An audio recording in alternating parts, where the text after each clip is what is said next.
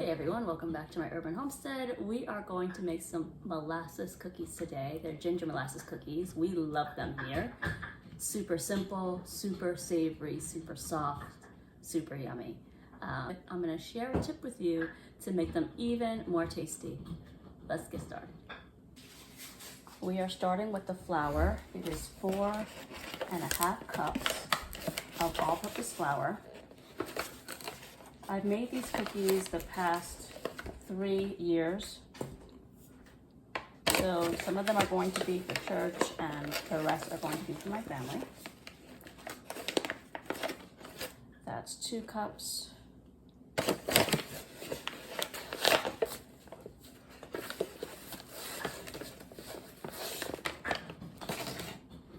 Four cups.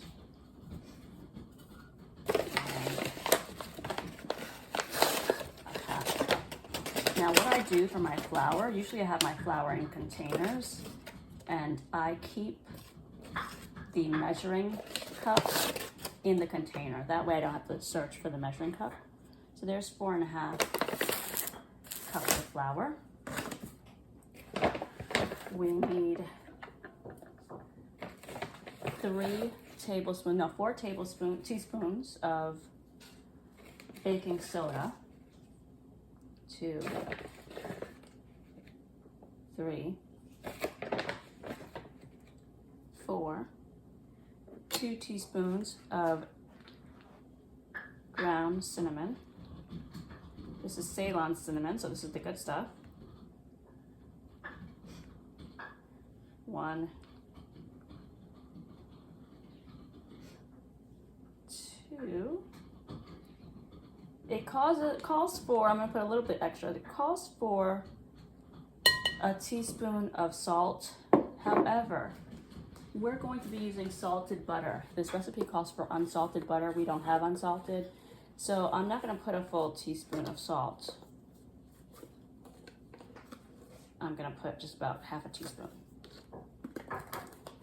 And then it also calls for a teaspoon of ground cloves. My mother's the best and she's grinding some whole cloves for me. So once that is ground up, I'll put it in there.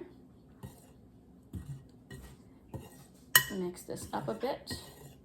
And let me tell you about the trick I use to make it even more flavorful. So it calls for a tablespoon of ground ginger. And what we actually do is grate fresh ginger and put it in. I'm not gonna put it into the dry ingredients, I'm gonna put it into the wet ingredients. We're gonna use the KitchenAid stand mixer for this. So the last ingredient to put in here are the ground cloves. We're gonna put a little bit less than a teaspoon for 2 reasons. Cloves are very, very strong, and it calls for a teaspoon of ground cloves. We're putting less because we're freshly grinding them. When you take a whole spice and grind it, it's much stronger than the ground spice in the container. So those are the 2 reasons why we're gonna use a little bit less than a teaspoon of cloves. So I'm gonna take the dry ingredients over to the kitchen and we are going to get started on the wet ingredients. Now I wanna show you something in full transparency. You might wonder, what is this? Why is she showing us a bag of flour? This is my first attempt at making the cookies. I wasn't thinking clearly and I put the sugar in the dry mix because sugar is dry. So I thought sugar, dry mix, put it in there. No, you're supposed to mix the sugar with the butter. So when I started mixing the butter up, softening it up and put it in the blender, in the mixer, I was like, oh my God, I was supposed to put the sugar in here. So full transparency, things do not always go as planned and that's okay. We try again. So I've got this flour mixture for the cookies. I'm gonna have to figure out what to use it for. If you've got any ideas, let me know. There must be something. Maybe pancakes? I don't know. We'll figure it out. But for now, I've got 1.5 sticks of Kerrygold butter in here. It's already room temperature. I already started mixing it up in there. So we're gonna add the sugar to it and cream the sugar up. Now it calls for a cup of granulated sugar and a cup of brown sugar. I'm gonna put a little bit less than a cup of granulated just because we don't like super sweet cookies. so I'm gonna put just short of a cup of granulated sugar.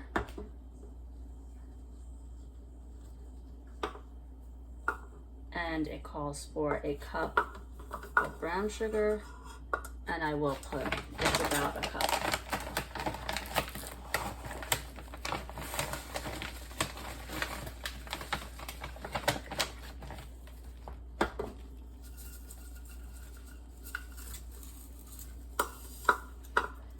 All right, please excuse the noise while I start mixing.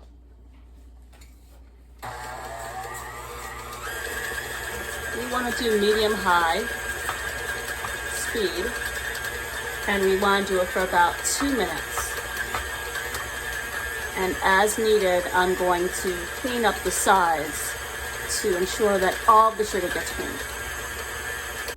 I'm gonna clean up the sides. Also making sure any sugar that got in the middle of the mixer, I move around to make sure it gets all cleaned up. And then we're gonna let it go again until it's all nicely creamed.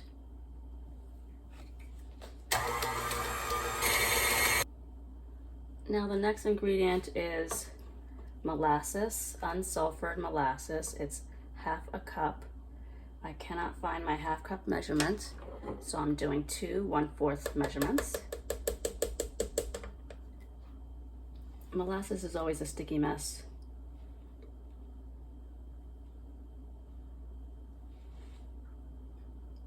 Like always. I've not learned how to be neat with it. It's all over the place.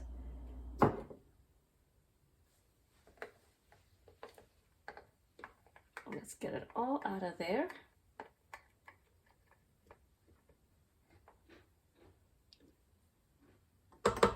All right, so we've got molasses. I'm gonna let it go again on low this time, and then I'm gonna add 2 eggs.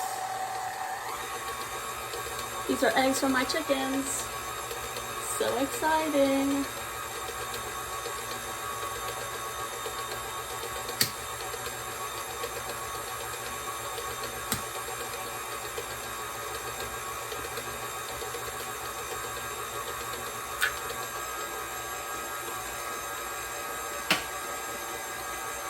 We're gonna let it mix up a little bit more and then add the second egg.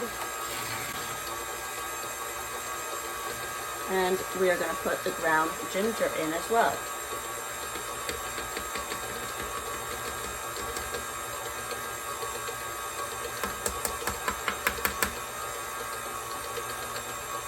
This smells so good. I wish you guys could smell it. Delicious. Let's put the second egg.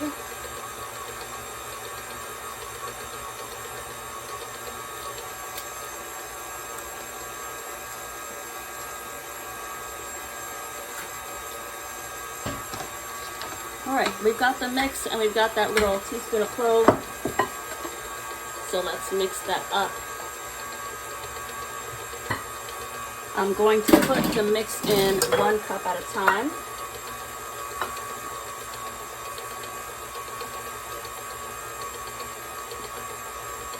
And just slowly add it in.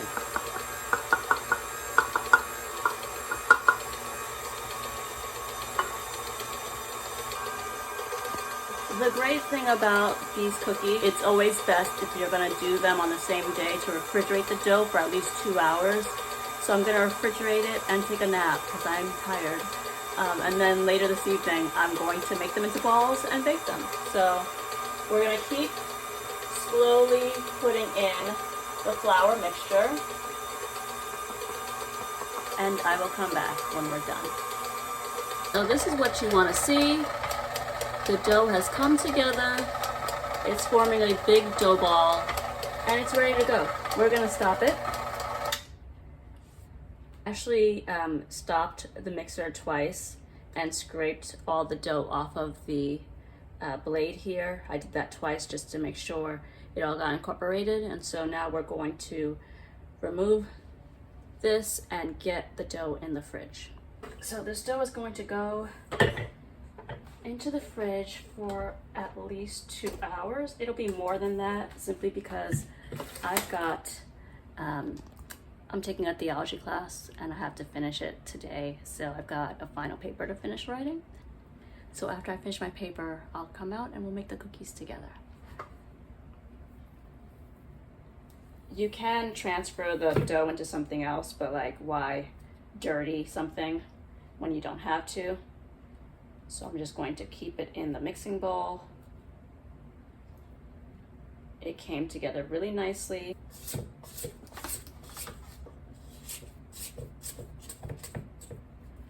All right. It looks beautiful. Into the fridge it's gonna go, and I'll be back. We're back, y'all. So I have our batter here. It's quite a lot. I'm not gonna do all of this. I'll probably do half of it and leave the other half for my family. So I'm gonna do half. And look what I found. I bought this at a garage sale a couple of years ago and I forgot that I had it. Life is much easier with an ice cream scoop. I've got the oven preheating at 350 and you wanna make inch balls, and this is like an inch scooper, so it's perfect. Now it's been in the fridge for quite some time. I took a very long nap and then I had dinner, so it's pretty hard.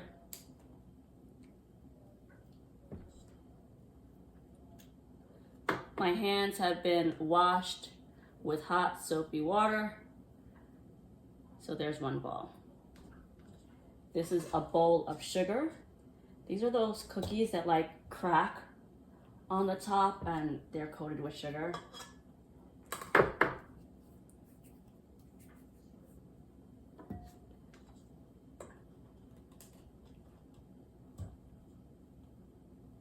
This scoop makes it so much easier. Oh my goodness.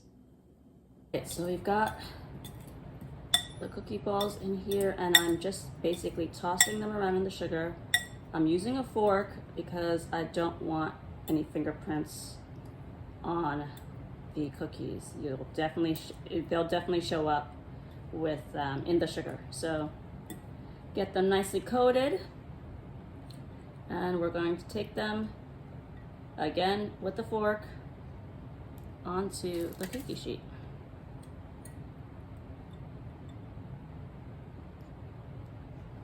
It's very tempting to touch them, but don't do it. Oh! Okay, I touched it, sorry.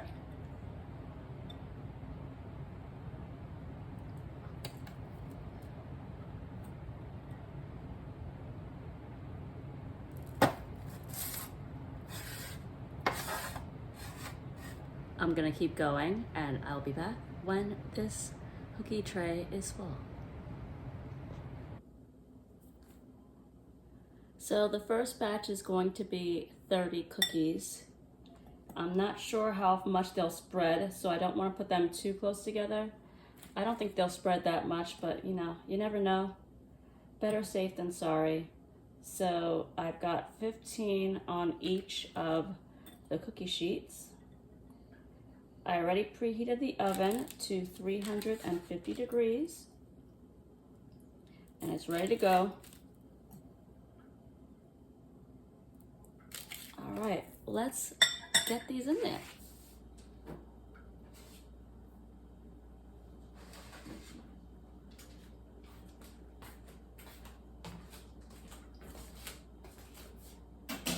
Got the cooling racks ready to go.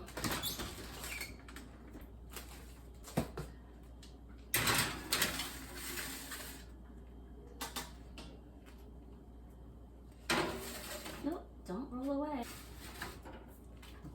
Now let's put the timer on for 8 minutes and we will come back at that point.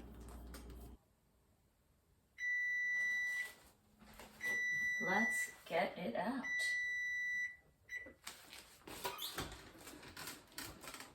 Ooh. They look really yummy. They did spread, but not that much.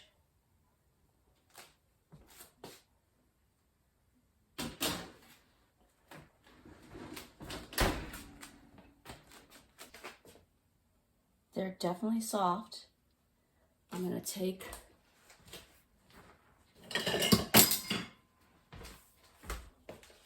a spatula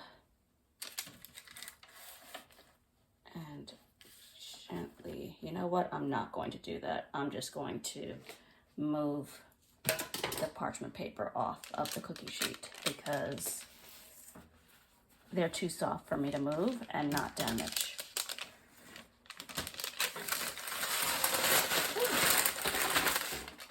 Not perfect. Sorry, I blocked your view there.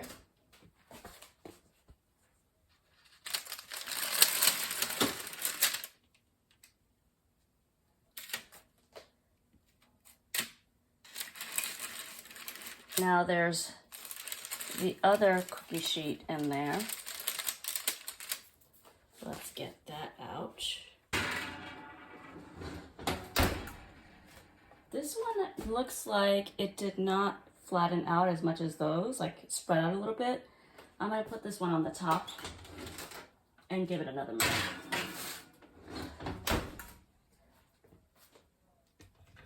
So these look pretty yummy. I love how the sugar crystallizes. It's like little snowflakes. Can you guys see that? Don't know if you could see the shininess of the sugar on there. Let's get this one out.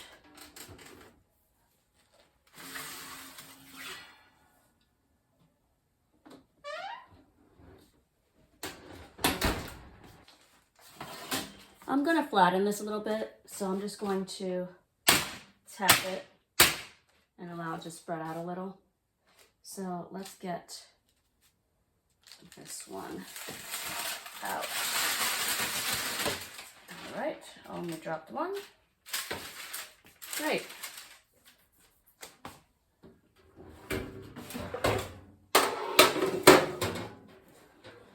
I'm gonna get the last 15 cookies in, and we'll come back when they are all nice and cooled.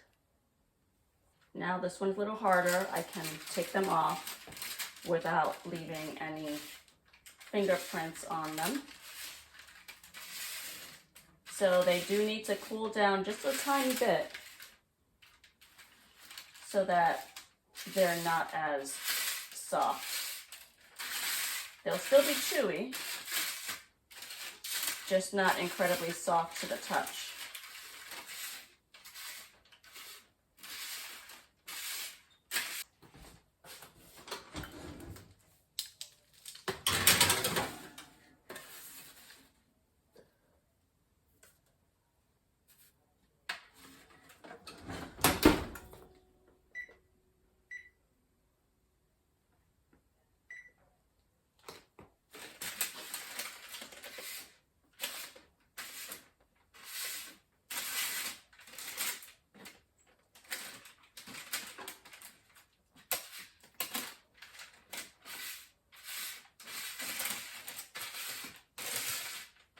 My mother doesn't like the cookies with the sugar on it, so I'm just going to surprise her and make a batch for her. I told her I was going to put the rest of the dough in the fridge or in the freezer and do the rest for Christmas, but I'll do some now. So I'm not going to roll it because there's no point. It's not going to be going into the sugar. So I'll leave them with the flat bottom, which also makes life a little bit easier. You could freeze it and it'll last in the freezer if you put it in a freezer safe bag, or you can put it like in saran wrap and then put it in a freezer safe bag. You could also use a food saver if you have one and vacuum seal it. I like actually freezing them in cookie form, not the dough itself, just because it makes it easier. If you want a quick sweet treat, you can just take them out and get them cooking without having to form the cookies. All right, so we'll have 45 cookies for church and then 15 cookies for home. However much dough is left over, I will also form into cookies and put them in the freezer.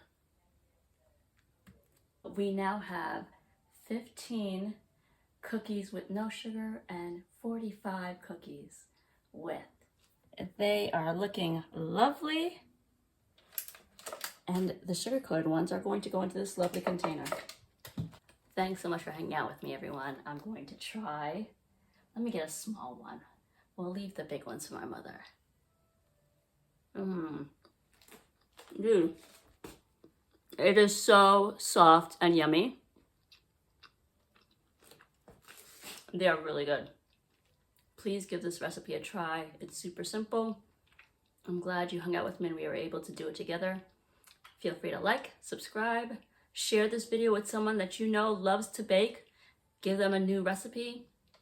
And I'll see you in the next video. Bye, everyone.